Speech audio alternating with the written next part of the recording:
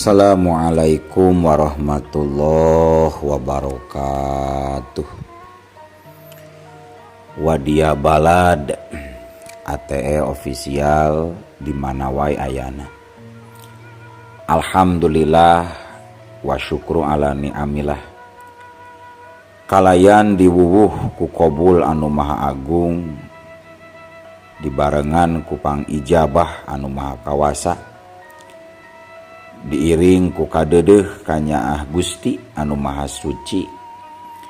Urang ayeuna dugi kadangat ayeuna masih keneh tiasa ditepang dangukeun deui dina acara anu matuh kamemet urang sadayana. Nyatana dina pagelaran dongeng Sunda jejer carita jawara leuweung larangan. Ayeuna bagean anu ka salapananya pamiarsa. Ieu dongeng mangrupikeun buah karyana Kang Supriyatna en Sabah ti Palihan Sumedang.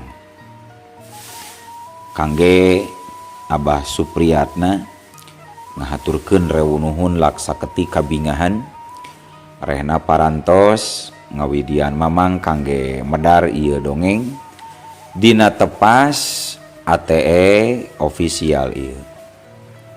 Sumangga kanu teu acan subrek kantun subrek heula ngarah langkung pogot sareng langkung sumangat deui ka si mamangna dina enggoning medar ieu dongengna. Atuh supados teu nyangkolong tingkana waktos sumangga ayeuna mah urang lajengkeun deui dongeng jawara leuweung larangan bagean anu ka salapana. Kumaha salajengna?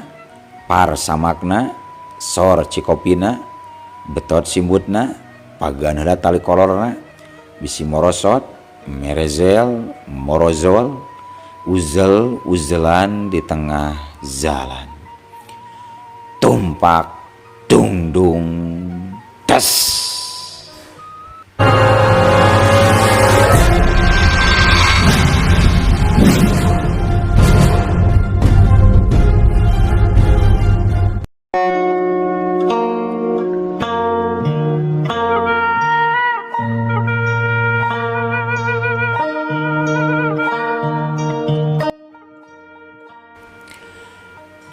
Ai dagunaon adu ari juragan kubu de. Abanda di anjing-anjing mah degitu teu kieu. Malah mah tadi teh katempok wagi mah juragan teh keur nyecep-nyecepkeun talutug pager dipayun geuning juragan kubu. Cek Ki Muksin. Nyaki matak teh oge teu ngarti abdi oge ki. Da tegering teu naon atuh mama teh ki untungna we kuring keur parang aya di dieu. Ngan bieu aya meureun 10 menitan maki mama teh ujug-ujug nyeklan beuteung bari sosongkolan. Terus utah getih meuni anyer-anyeran. Tah geuning samping oge meuni cipruk kitu ku getih ki. Cek Cep Supriyadi nerangkeun bari pepeta. Jigan urang rambah heula guagi Cep. Punten ieu nyi kubu katukangan guaginya. Cek Ki Muksin kituna teh bari terus ngised diukna, terus cingogo nyang hareupan ku arga. Anu keur nangkarak bengkang bari geus taya daya taya upaya, taya tangan pangawasa. Ki Muksin harita ngarampa palebah beuteungna Ki Kubu. Bari sungutna kunyem-kunyem kawaskeun mapatkeun jampe pamakena. Tapi teu kungsi lila gancang Ki Muksin ngalesotkeun dampal leungeunna tina beuteungna Ki Kubu. Ki Muksin kituna teh bari ngesot mundur saeutik. Aduh, Nyi Kubu, Cep, Cilaka ieu mah nyiku je. Ieu mah lain penyakit biasa, tapi bayagid kiriman, pagawean anu deleka, anu dolim. Ceungna deui, terus terang we ieu mah Nyai. Ieu teh warejit baruang batur di kajauhan. Ieu mah sakadar usulan we di aki. Coba teang Mang Oyo. Sabab ngan Mang Oyo anu bisa ngajampe nu kararieu mah. Aki mah lain bageanana. Tak gitu meureun nyiku Cep. Sok lah mending gancang paluruh Mang Oyo we di orang ka dieu. Ceuk Muksin mereka mandang. Kitu teh bari ngareret ka Cep Supriyadi anakna ku Argawira. Nya atuh Ki. Kelanya abdi bade nepangan Mang Oyona. Ceuk Cep Supriyadi bari gasik ngaleos kaluar ti imah. Cep Supriyadi karek oge nepi kana golodog. Kabeneran di buruan teh aya Mang Oyo jeung Mang Sutar anu karek jol pisan daratan. Nu maksudna marek ngalongoki kuwu anu cenah meunang kasakit dadakan. Tah geuning aya Mang Oyo. Tadina mah kuring rek ka imah Mang Oyo. Ya atuh Mang. Terus we ka jero Mang. Cek Cep Supriyadi langsung ngabagiakeun kanu anyar daratan. Sampurasun. Cek Mang Oyo uluk salam meni bareng jeung Mang Sutar. Rampes Mang, rampes. Geuning eta maneh Oyo. Cik ayo. Kumaha geragi ieu juraganku. Lain hadapkeun ieu mah Oyo. So kayaknya bagian maneh nu kieu mah parancan. Ceuk Muksin bari terus nungtun leungeun Mang Oyo nalika geus asup ka jero imah. Urang jampe-jampe koronyo we Ki. Da teu bisa nanaon leuwing mah tuh Ki. Ceuk Mang Oyo.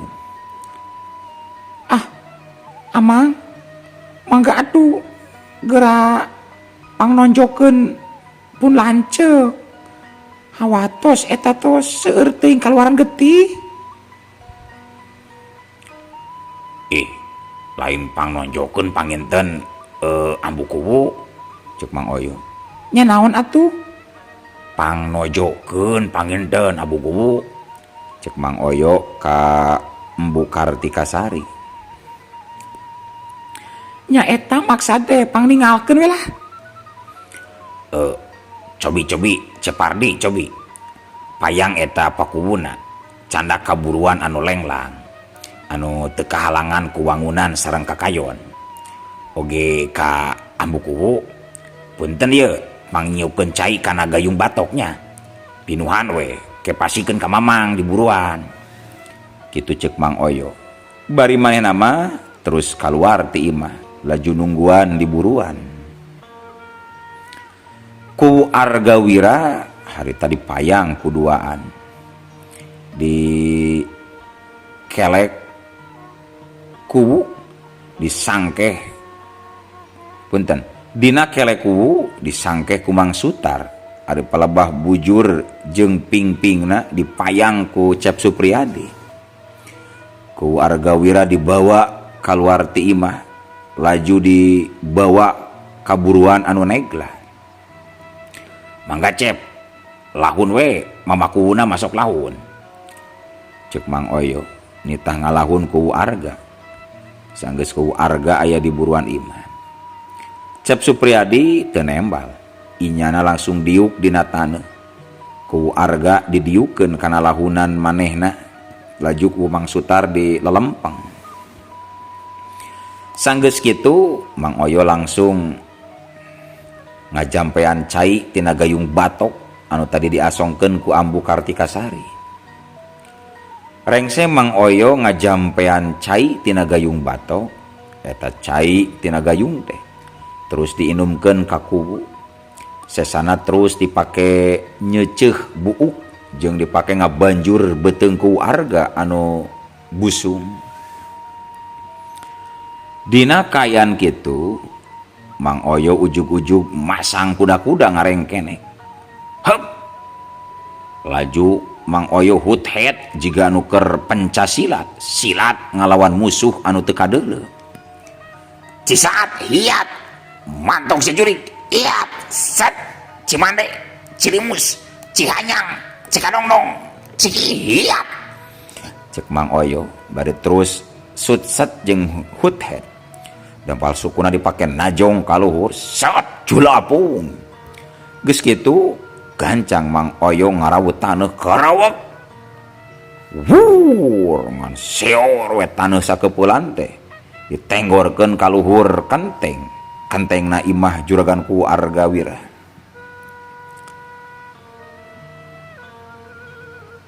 Aduh par cager meureun amat teh par. Aduh ieu geuning geus teu nyeri deui beuteung oge par. Hayu Mang Oyo, aduh Mang Sudar urang ngaropi heula. Embu cikan wajit waluh jeung wajit nangka dina keler teh bawa ka balandongan. Sakalian gula kopi jeung ududna ieu. Ieu karasa ieu mama cager ieu. Cekeu Argawira bari nguniang hudang cengkat tina lahunan anakna anu ngaran Supriyadi. Tah para mitra, kayaan ku Wira anu geus cager di parancahan ku Mang Oyo urang tinggalkeun. Ayeuna urang caritakeun Jang Uwar alias Jangwar Salim jeung Nyi Maswati anu keur aya di leuweung larangan anu pernahna aya di puncrut Gunung Puda. Harita Uyut Capung teh kadatangan ku Jang Uwar dibarengan ku Nyi Maswati minangka pamajikanana. Uyut Capung kacidak kaget jeung rewasna barang kadatangan ku Jang Uwar anu ngaku incuna Kiwarya. Sabab ari Kiwarya jenatna teh mangrupakeun murid Uyut Capung pisan. Leuwih ruas deui Uyut Capung teh barang menang beja ti Jang Uwar. Yen Jang Uwar sakulawarga keur diancam pati ku Juragan Karta. Samalah ngeunaan Nini Jumsi oge ku Jang Uwar dicaritakeun. Ayeuna keur jadi tawanan Juragan Karta dibejakeun. Kabeh ku Jang Uwar diterangkeun saujratna naon-naon anu geus tumiba jeung anu keur karandapan ku Jang Uwar sakulawarga dina wangkid harita. Tah keur saheulaan mah kitu ki kayaan abdi sareng sinini teh. Baru gitunya jalu. Geus aduh. Keur saheulaan mah keun bae hidup cicing heula we di dieu jeung Uyut. Tapi ieu si Nyai Nyi Maswati mah kapaksa ku Uyut rek dipeabekeun heula ka Nyi Ajar Sakdi nu ngageugeuh di Guha Watu Sirap. Karunya mangkana ieu si Nyai teh pan keur beureungan gede beuteung. Bisi isu bageto ngalahirkeun apan kudu aya anu ngurusanan jalu. Kitu cek Uyut Capung. Sahayut Nyi Anjar Sakti teh Yut? Cek Jang Uwar nanyakeun, saha ari Nyi Anjar Sakti teh? Nyi Anjar Sakti teh sabenerna mah guru Uyut, mangsa Uyut baheula keur ngora. Nyati Nyi Ajar Uyut beunang adikan jeung didikan dina widang kaluhungan ilmu. Bo ilmu kalahiran, bo ilmu kabadina. Nempi kadageun ieu teh jigana wae ubur Nyi Ajar Sakti teh moal kurang ti 200 tahun jalu. Tapi bunirik kana rupa jeung warugana Nyi Ajar mah moal aya nu nyangka jeung percaya kana ubur nu geus 2 abad. Sabab rupana oge teu beda jeung wanoja nu umur 35 tahunan. Pangawakana oge ngeusi jeung pepel demblu baeunol. Cek Uyut Capung nerangkeun ngeunaan saha ari Nyi Ajar Sakti teh. Ari ayeuna Nyi Ajar Sakti teh jeung saha nganjrek di guha Watu Sirapna Yud? Rea ari baladna mah jalu aya sugan 40 urang mah eta balad Nyi Ajar Sakti teh. Tapi baladna eta kabeh oge nu tadina manusia biasa pada garoba wujudna saralin jidi jadi mangrupa zato si leuleus. Kaasup Nyi Ajar Sakti oge ngaroba wujud aslina jadi si leuleus. Tapi kitu date tarasa lilana jadi nu leuleus sakabeungka-beungeun sok roba deui kana wujud aslina nyaeta seperti bangsa urang bangsa manusia jalu. Naku naon Yud make ngarobi wujud jadi makhluk si leuleus. Sareng makhluk naon atuh si leuleus teh Yud? Cek Nyi Maswati ngilutumanya minangka nembrakeun rasa kapanasaran hatena. Basajan we jawabanana mah Nyai. Eta aranjeunna teh manusia anu geus teu barodu ku kaperluan dunia. Jeung hayang ngahijikeun diri, hayang cambu jeung alam leuweung anu teu kagadabah ku jalma-jalma nu saraka. Sedengkeun ari si leuleus eta mah ngaran sesebutan uyut we. Pikeun nyebut makhluk nu awakna bisa leuleus. Tuh itu wujud dari si leuleus teh ari hayang nyao mah deuleu geulis. Kade ulah disebutkeun ngaran aslina bisi kadengieun ku si leuleus nu sejena. Cek Uyut Capung nyaritana ditungtungan ku nunjuk kalandeuh kapalebah maung anu keur nginum dina solokan leutik. Jang Uwar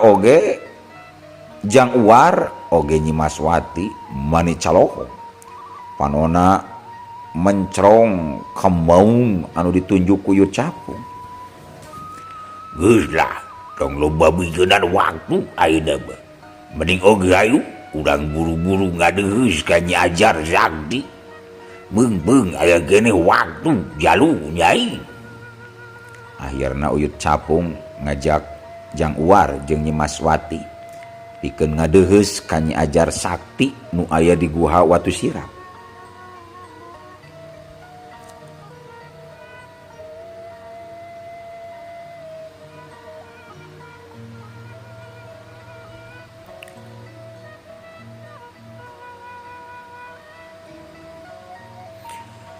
Atuh harita tiluanana ninggalkeun saung tempat pangajerkan Uyut Capung laju miang rek ngajugjug ka guha Watu Sirap tempat dumuk matuhna Nyi Ajar Sakti katut balad-baladna anu boga julukan si leuleus ti Uyut Capung. Teu kacatur lila di perjalananana Uyut Capung katut Jang Uwar oge Nyi Maswati geus narepi ka tempat anu dijugjug. Balad-baladna Nyi Ajar Sakti anu mangrupa maung lodaya teh barang ngarambe aya nu datang atuh gancang jelung-jeleng kaluar tina liang guha.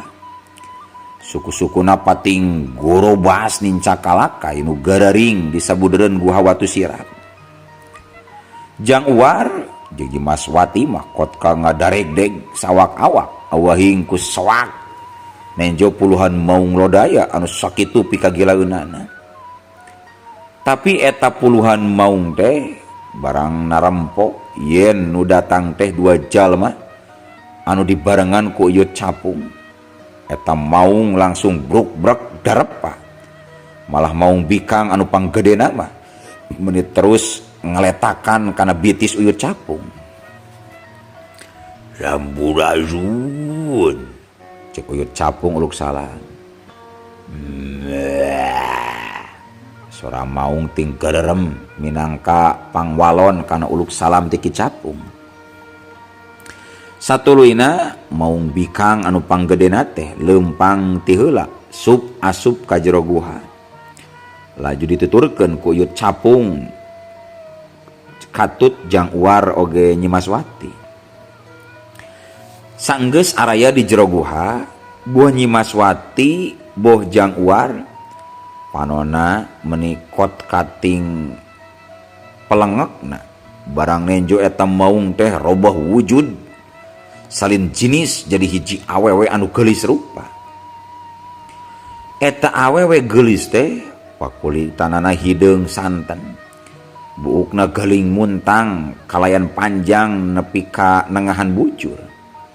Panona cureuleuh, heherang panona katara meuni ngencelong. Bibirna beureum semu amis, huntuna nu bersih bodas teh meuni meres. Eta deui aya kumatak kewesna, aya kumantak kewesna teh palebah cangkengna meuni lengik pinareupna anu ngabuah melon. Ari imbitna meuni demplu ngabuyung tamaga. Sing horeng geuning eta teh Nyi Ajar Sakti teh ratu leuweung larangan anu gagah sakti mandraguna, sakti manggulang mangguling kurut jawara bikang anu pilih tanding dina waktu mangsa kalarung. Atuh geus nenjo Nyi Ajar Sakti robah wujudna, gancang uyut capung nerangkeun pamaksudanana. Wireh rek nitipkeun Nyimaswati anu keur kakandungan ka Nyi Ajar Sakti. Uyut capung oge diterangkeun ngeunaan Kiwar Salim incuna Kiwar Salim teh mangrupakeun incuna Kiwarya. Tah ieu teh Jangwar Salim incuna si Warya murid Agi. Si Warya murid kula, murid Aki baheula geuning. Ta ieu ngaranna Nyimaswati pamajikan Jangwar Salim, urang lembur nenggeng cenah. Karunya ieu incu-incuan teh keur meunang musibah. Keur diudag-udag ku si Karta kadut antek-antekna. Utamana kulanceukna si Karta nu ngaranna si Sarnewi teh jeung anakna si Karta anu cenah ngaranna teh si Santanu. Ke. Lain muridnya aneh si Karta teh capung. Cek Nyi Ajar Sakti tumanya ka uyut capung. Ya si Karta teh bener pisan aban murid kula mah. Ngarugur tilu-tiluna baheula teh si Karta, si Warya jeung si Arga. Anu Kiwari jadi kunenggeng si Arga mah. Tah si Karta teh bakal ngariweukeun ka sararea Nyai. Geus dangdut sajaba kula wargana si Warya anu keur diancam bani teh bakal ngarembet ka urang nenggeng anu teu mais teu beuleuh. Da puguh apaan ieu incuna si Warya teh geus jadi urang nenggeng atuh meureun si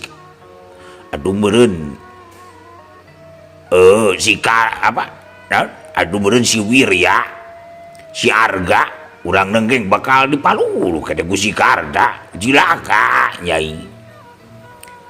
Ke. Ari si Arga teh anu ngawin anaknya neh teh lain. Salah ngaran anaknya neh teh capung. Si Arga teh nu kawin ka anak kula, nu kadelah Kartika Sari teh Nyai. Tah eta, si Kartika. Si Kartika oge meureun geus cukup ilmu kanu ragana namanya. Piraku teu bisa nyanghareupan si Karta katut balad-balad nama. Piraku si Arga Wira jeung si Kartika rek cicing wae mah. Jeung deui baheula teh rasaan mah aya urang Cisompet anu ngumbara ka lemur nenggeng anu katelahna si Oyo. Nah si Oyo teh minangka murid kami, murid nu ka-40 hiji. Inyana teu daek ngahiji jeung murid-murid kami nu 40 ieu. Nu Kiwari jeung balad-balad kami di ieu leuweung. Si Oyo mah hirupna teh hayang bebas cenah. Resep keneh campuh jeung jalma lian. Umurna jigana ayeuna geus aya sugan kana 150 tahunan mah. Tapi da urang nenggeng oge moal nyangka yen si Oyo umurna geus saabad leuwih. sabab si Oyo ngagem ilmu kajayaan kawas kami. Gitu cek Nyi Ajar Sakti. Ujang Nyai ari nu ngaran si Oyo aya keneh di kieuna di lembur nenggeng. Cek Nyi Ajar akhirna tumanya kajang Uar oge ka Nyi Maswati. Aya, Cek Nyi Maswati meuni bareng ngajawabna jeung nu jadi salakina. tah ari kitu mah tong hariwang teu kudu gimir atuh. Sabab lembur nenggeng teh geus dipaku dibentengan ku 3 urang jawara. Nya ku murid kula nu ngaran si Oyo jeung ku 2 anaknya neh Capung, si Argawira jeung pamajikanana. Tah ayeuna mah kieu we atuh. Ieu Nyi Maswati keun ku kami rek diuruskeun di dieu. Timeti ayeuna engke ngajuruna tug nepi ka nguruskeun anakna ku kami rek dipiara. Tapi aya syaratna. Engke saenggeus orokna lahir nepi ka 40 poe. Wayahna Nyi Maswati kudu balik ka lemburna teu meunang mawa budakna. Sabab engke budakna rek diangkat jadi anak kami. Cuk, ayeuna mah Jang Uar geura bawa deui ka saung nyaneh, geura didik ku ilmu. Jung ayeuna mah Capung, Jang Uar geura bawa ku maneh ka saung nyaneh, geura didik ku ilmu anu mangpaat keur dirina. Cuk, geura ka Gunung Kuda deui Capung. Kitu cek Nyi Ajar Sakti dina waktu harita. Atuh geus kitu mah Uyut Capung jeung Jang Uar gupgap sasalaman ka Nyi Ajar Sakti. Pek deui sasalaman ka Nyi Maswati. Jang Uar memeh mangkat ninggalkeun Nyi Maswati teh kot kasilih tangkep heula. Malah Nyi Maswati mah kot ka nyiuman sagala bangun anu embung ditinggalkeun ku salakina. Nu satuluy nama Uyut Capung jeung Jang Uar ting laleos ninggalkeun Guha Watu Siram rek baralik deui ka Gunung Kuda tempat nganjerekna Uyut Capung. 2 anak kembat lumampah. Teu kacatur lila di jalana harita Uyut Capung jeung Jang Uar geus narepi ka puncrut Gunung Kuda tempat bumen-bumena Uyut Capung. Harita teh dina wanci peuting hawa di mumunggang Gunung Kuda bener-bener tiris kacida. Sora sato leuweung anu sok laliar ti peuting meuni matak geuman kadengena. Manuk dudut, manuk paok jeung buuk disarada meupeskeun simpena wanci peuting. Sakapeung kadenge oge sora bagong ting salegrog. Pantes nama eta bagong-bagong teh keur nyungkuran bong borosan atawa keur nyungkuran taneuh anu becek neangan cacing jeung hakaneunana. Yud, uing mah inget wae ka pamajikan Yud, ka Nyi Wati. Kitu di antara obrolan Jang Uar jeung Uyut Capung dina peuting harita. Keun bae Jalu, teu kudu jadi bahan pamikiran. Da teu kituna oge si Nyai mah salamet geus. Atuh cenah engke soal budak teu kudu hariwang. Apa Nyi Ajar oge geus nyanggupan pikeun ngurus budak maneh mah Jalu. Izuk jagani geto oge. Lamun ba hidup geus tenang hirup, piraku teu bisa nebungan anak bamajikan. Alugsi ayeuna mah hidup kudu geus geureuh daek ngulik pangarti. Sabab lamun urang kosong bolos rog hirup teu boga ilmu bakal riweuh jeung bakal ngariweuhkeun badur. Cek Uyut Capung mere wejangan ka Jang Uar. kitu nate bari diselang-selang ku nyeusup udud bako tampang nu di purilit ku udun kaung nyayut uing ayeuna marek pasrah we kana papasten ti Gusti tapi uing oge rek masrahkeun diri ka Uyut. Uing hayang dielmuan ku Uyut, hayang ditawajuhan ku Uyut. Cek Jang Uar nyarita kituna teh bari sila diukna meneko di hareupeun Uyut Capung. Hegae ku Uyut hidup rek ditawaju. Arinya mah hidup berjaya karena kabodohan Uyut. Kitu cek Uyut Capung bari ngalungkeun kuntung dun kawungna kaburuan saung. Tapi nalika kuntung dun kawung dialungkeun kaburuan, no atuh teu kanyahoan. Ari ujug-ujug, olo, waktosna kabujeng seep, wadia balad, ATE ofisial. Keun atunya, ieu dongeng teh urang cekapkeun we heula dugi ka dieu. Insyaallah enjing pageto baris dilajengkeun deui. Atuh ku kitu ku kieuna mamang saja amit mungkur amit mundur ti payuneun para wargi sadayana. Hayu Assalamualaikum warahmatullahi wabarakatuh.